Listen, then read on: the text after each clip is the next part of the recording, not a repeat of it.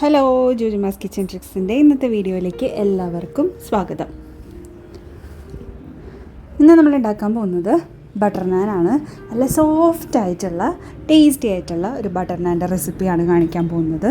ഇതിലേക്ക് വേണ്ടിയിട്ട് ആദ്യത്തെ സ്റ്റെപ്പ് എന്ന് പറയുന്നത് നമ്മൾ നല്ല ഇളം ചൂടുള്ള പാലിലേക്ക് 1 ടേബിൾ സ്പൂൺ ഈസ്റ്റ് ഇട്ടിട്ട് അതൊന്ന് കുറച്ച് പഞ്ചസാരയും കൂടി ഇട്ടിട്ട് നല്ലപോലെ ഒന്ന് മിക്സ് ചെയ്യാൻ വേണ്ടിയിട്ട് വെക്കണം. അതെങ്ങനെയും മാറ്റി വയ്ക്കാം. അതൊരു 10 മിനിറ്റ് കൊണ്ട് അത് ആക്റ്റീവായി കിട്ടും. അത് മാറ്റി വയ്ക്കുക. എന്നിട്ട് ആ സമയം കൊണ്ട് നമ്മളൊരു നല്ല പരന്നൊരു തളികയിലേക്ക്, കുഴച്ചെടുക്കാൻ എളുപ്പമുള്ളൊരു തളികയിലേക്ക് 4 കപ്പ് മൈദയാണ് നമ്മളിപ്പോൾ ഇതിൽ എടുത്തിട്ടുള്ളത്.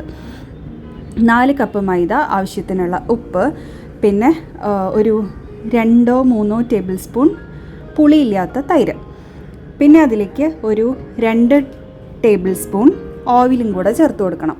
ഇനി ഇതെല്ലാം കൂടെ നല്ലപോലെ ഒന്ന് മിക്സ് ചെയ്തെടുക്കാം.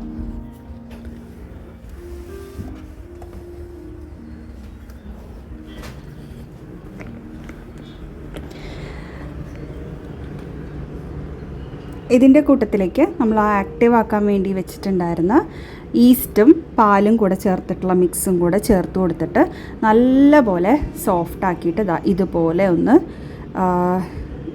ഡൗ ആക്കിയെടുക്കുക. എന്നിട്ട് ഇതിൻ്റെ മുകളിലേക്ക് കുറച്ച് നെയ്യ് തടവി വെച്ച് കഴിഞ്ഞാൽ ഇതൊട്ടും ഡ്രൈ ആവാതെ നല്ല സോഫ്റ്റായിട്ട് ഇരിക്കും. ഇനി ഇതിനെ ഒരു 4 മണിക്കൂർ റെസ്റ്റ് ചെയ്യാൻ വേണ്ടിയിട്ട് വെക്കാം. മിനിമം 2 വെക്കണം. 4 വെച്ച് കഴിഞ്ഞാൽ നല്ല പെർഫെക്റ്റായിട്ട് ഇത് പൊന്തി വരും. അങ്ങനെ 4 മണിക്കൂർ കഴിഞ്ഞ് എടുത്ത് നോക്കിയപ്പോൾ കണ്ടോ, നന്നായിട്ട് വിട്ടുപോരുന്ന പോലെ സോഫ്റ്റായിട്ട് നമുക്ക് കിട്ടിയിട്ടുണ്ട്.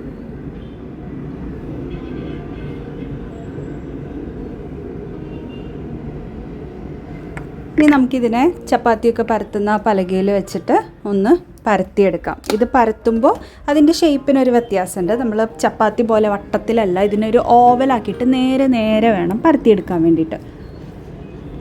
മാത്രമല്ല കട്ടി കുറച്ചിട്ടല്ല, അത്യാവശ്യം കട്ടിയിൽ വേണം ഇതൊന്ന് പരത്തിയെടുക്കാൻ.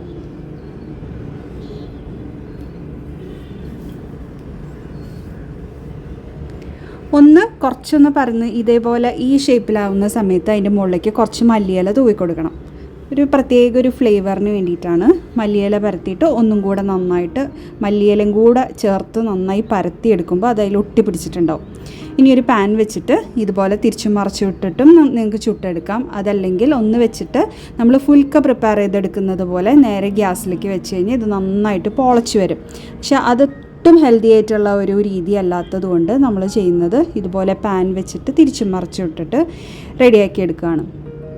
അപ്പോൾ അതിൻ്റെ മുകളിലേക്ക് നല്ലപോലെ ഒന്ന് ബട്ടർ നാൻ ആവുന്ന സമയത്ത് ബട്ടർ നല്ലപോലെ ഒന്ന് അതിൽ 2 സൈഡിലും തൂവി കൊടുക്കണം.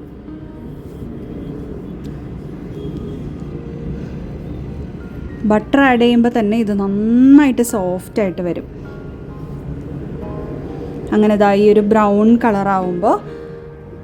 കളറാവുകയും അതിങ്ങനെ പൊളച്ച് വരാനും തുടങ്ങുമ്പോൾ നമുക്കിതിനെ എടുക്കാം.